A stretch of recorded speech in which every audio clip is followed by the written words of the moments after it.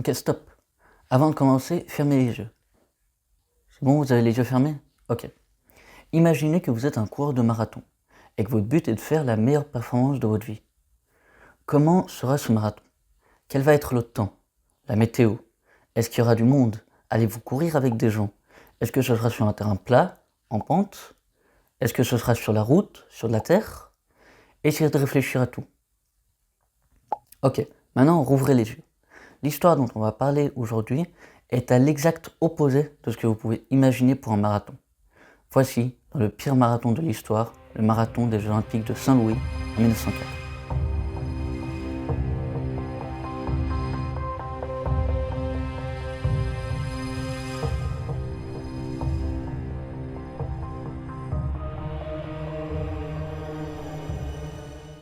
Donc, pour commencer, un petit peu de contexte.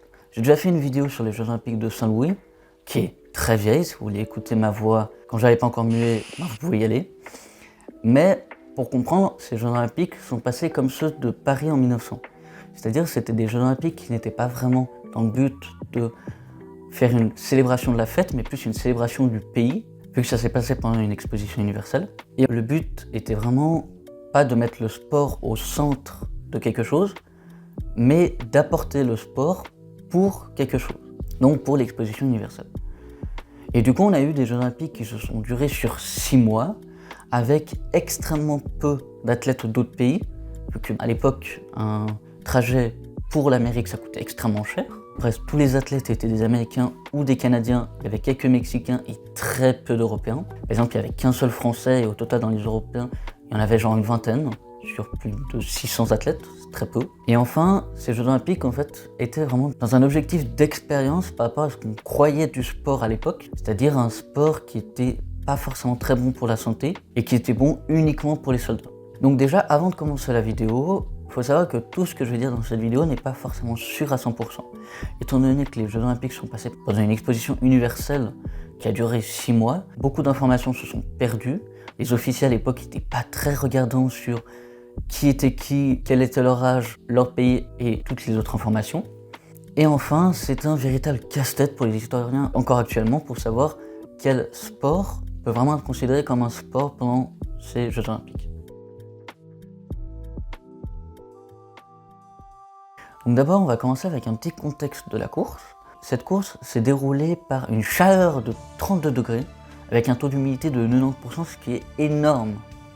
Pour l'époque, encore actuellement, c'est énorme. Une course sous 32 degrés, c'est des températures qu'on connaît de plus en plus, mais un taux d'humidité de 90%, c'est quelque chose d'énorme. Ça empêche toute transpiration, donc tout refroidissement du corps, ce qui peut entraîner dans beaucoup de cas la mort.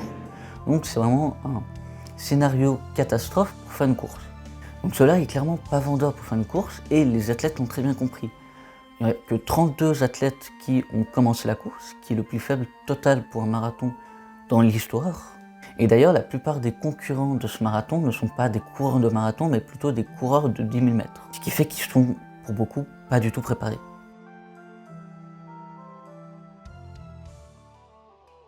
Donc d'abord, pour commencer, la course va démarrer par son tour du stade Field, donc du stade de Saint-Louis. Ensuite, elle va utiliser une longue route goudronnée qui va faire en fait le tour de Saint-Louis. Et enfin, on aura l'arrivée, là aussi, au stade Field. Mais faisons étape par étape. On va commencer par le premier temps fort de ce marathon, qui est le Cubain Félix Kerjavel, qui était à la base premier de la course, qui va s'arrêter car il a faim. Il va donc s'arrêter vers un verger et cueillir une pomme. Il va manger la pomme. Le problème, c'est que cette pomme n'est pas mûre. Il va donc attraper de fortes crampes d'estomac, ce qui va l'empêcher de continuer la course. Il va donc décider en plein marathon de s'arrêter pour dormir. En plein marathon. Il faut savoir que cet athlète est, comme beaucoup d'autres athlètes, pas un habitué des marathons. Il va donc débuter son marathon par 32 degrés avec un pantalon. Je vous dis, ça n'a aucun sens.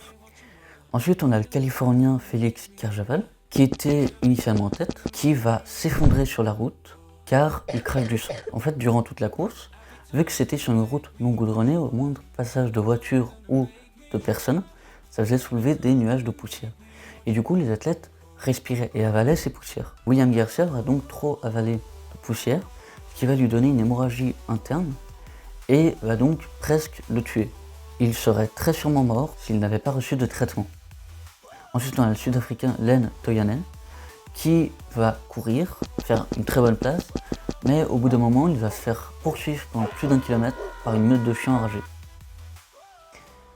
Pour finir, on a Fred Lords qui va arriver premier de la course. Il va donc recevoir sa médaille d'or, mais à ce moment-là, un spectateur va demander sa disqualification. En effet, Fred Lords va l'avouer, il a utilisé une voiture pour parcourir la plupart de la course, car au 15e kilomètre, il va attraper de fortes crampes qui vont donc l'empêcher de continuer la course. Il va donc demander à son coach de le ramener chez lui, et vu que le trajet passait par le Stade Field, arrivé au Stade Field, il va sortir de la voiture et franchir la ligne d'arrivée sous les applaudissements de tout un stade. Après du coup cette révélation, il va être disqualifié et finalement le vainqueur sera Thomas Hick qui va franchir l'arrivée après 3h30 de calvaire. Mais là encore, il y a des choses à redire. En effet, Thomas Hick aura franchi la ligne d'arrivée en premier, mais il faut savoir plusieurs choses. Déjà, il était dopé à son insu. En effet, ses assistants le voyant très fatigué, ils vont lui donner un mélange de strychnine et de blanc d'œuf. La strychnine, juste pour que vous compreniez, c'est de la mort au rat. Cela va donc permettre de stimuler son système nerveux et on a donc là le premier cas de dopage avéré. Même si effectivement ça stimule le cerveau mais ça tue plus qu'autre chose. Après la disqualification de Fred Lords, ils vont donc redonner un peu de strychnine avec du blanc d'œuf et du cognac à Thomas Hick pour qu'il puisse courir jusqu'à la ligne d'arrivée. Il va être tellement shooté et tellement fatigué qu'il va déclarer avoir eu des hallucinations en tournant autour du Stade Field vers la ligne d'arrivée. Et il se fera notamment aider par des spectateurs pour franchir la ligne d'arrivée et ne pas tomber mort. Finalement, il aura donc franchi la ligne d'arrivée dans un temps de 3h30, ce qui est le temps le plus long pour un marathon olympique. Et il aura perdu entre 3 et 5 kilos durant ce marathon, ce qui fait qu'il aura perdu environ 7,5% de toute la masse de son corps dans un marathon. C'est énorme. Et lui aussi serait très sûrement mort sans traitement. Ensuite, on a le français Albert Corret et l'américain Arthur Newton qui vont franchir la ligne d'arrivée après 3h34 et 3h47 d'effort. Finalement, seuls 14 concurrents auront franchi la ligne d'arrivée, ce qui est là aussi le plus faible total pour un marathon dans l'histoire. Et dans ces 14 concurrents, on a notamment Félix Kerjaval qui va terminer 4e et Len Toyane qui va terminer 9e. Donc Félix Kerjaval va terminer 4e d'un marathon olympique en ayant dormi pendant le marathon. Je vous le rappelle, c'est juste impensable. Donc pourquoi ce marathon était si horrible? Et en fait, ce marathon suit complètement la continuité des Jeux Olympiques de Saint-Louis. Et tout ça peut être imputé à une seule personne, James Edward Sullivan, qui dans la continuité des épreuves anthropologiques, que j'ai parlé dans ma vidéo sur les Jeux Olympiques de Saint-Louis en 1904, il va faire exprès de limiter les points d'eau à 2 pendant les Jeux Olympiques. Maintenant, on en met beaucoup plus pour que justement un athlète ne meure pas. Et il va autoriser l'usage de drogue pour justement pouvoir en tirer des conclusions sur l'usage de drogue et la limitation de l'eau sur le corps humain.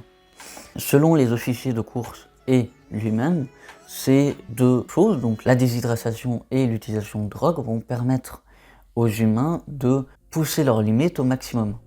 Avec les connaissances de l'époque, ça a pu être correct, mais actuellement, on sait factuellement que c'est faux et que c'est extrêmement dangereux pour la santé des athlètes. Mais en voyant toutes les blessures de ce marathon, et notamment les cas extrêmement graves de William Garcia, James Sullivan va déclarer que courir 25 miles est beaucoup trop demandé à l'endurance humaine et que cela ne peut se justifier que d'un point de vue historique. Le culot du mec. Donc, il va quand même déclarer que cela ne sert à rien de courir cette distance et que cela ne servait qu'à son petite expérience. Le mec est juste détestable. Et en fait, après ces Jeux Olympiques, le format va être énormément décrié, à tel point que le marathon va même faillir disparaître complètement du programme olympique et donc du programme tout court, car on rappelle que le marathon est une épreuve créée pour les Jeux Olympiques. Donc s'il disparaît du programme olympique, il disparaît de l'histoire en tant que tel. Mais finalement, il est resté. Et pour le plus grand bonheur des spectateurs. Ce marathon va être le premier cas de triche dans l'histoire avec le cas de Fred Lords qui va utiliser une voiture pour parcourir une certaine distance dans son marathon. Ce cas de triche va être un cas extrêmement connu dans le marathon, avec des cas, on peut en citer des dizaines de marathoniens qui ont utilisé la même chose pour terminer un marathon, pour finalement être disqualifiés. Donc ça, c'est un cas qui est très célèbre et qui est en grande partie dû à Fred Lords. On a aussi le premier cas de dopage avéré de l'histoire qui n'aura finalement pas eu de conséquences car ça aura fait plus de mal à la personne, donc Thomas Hick, que de bien. Et enfin, on peut noter la présence des deux premiers athlètes noirs aux Jeux Olympiques, Len Toyane et Jan Machani, et surtout du premier autochtone, Frank Pierce, qui finalement ne terminera pas la course. Après les Jeux Olympiques de Saint-Louis, Thomas Hick va courir dans au moins 6 autres marathons jusqu'en 1909. On ne connaît pas vraiment encore tous les détails de ces athlètes, mais voilà, il va courir dans au moins 6 autres marathons. Félix Kerjaval aura le droit à une bourse de la part du gouvernement cubain pour courir pendant les Jeux Olympiques intercalaires de 1906, mais il ne prendra pas part à l'épreuve.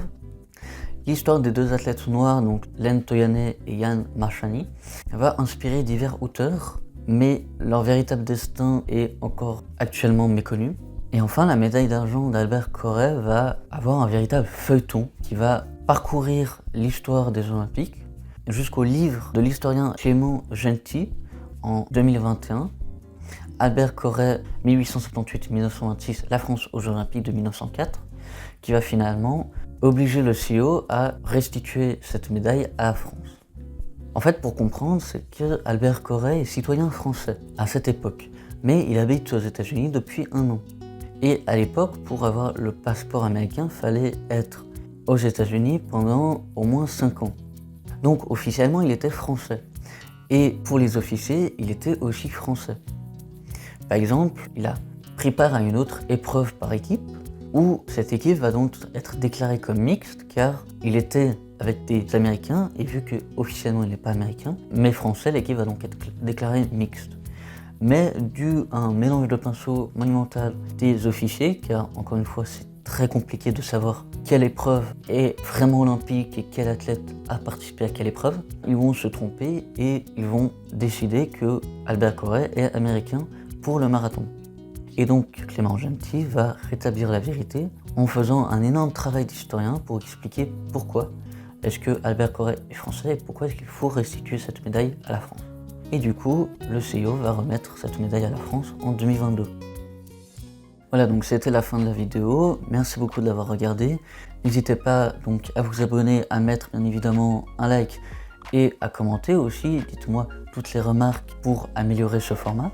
Et aussi dites-moi quel sujet pourrait être intéressant à traiter, qui a bien évidemment un rapport avec le sport, pas faire de la cuisine, ça n'a pas de sens. Et enfin, si vous voulez du coup approfondir ce sujet, vous pouvez aller regarder ma vidéo sur les Jeux Olympiques en 1904, malgré ma voix d'enfant. Vous pouvez aussi aller regarder les 2 vidéos que j'ai sorties cette année, donc celle sur le pentathlon moderne et sur le fait que ce sport va potentiellement disparaître, et celle sur les chaussures d'athlétisme et pourquoi, selon moi, ça ne peut pas être considéré comme du dopage. Et enfin, on se revoit tout bientôt pour une nouvelle vidéo sur les Jeux Olympiques de Paris qui arrivent cet été.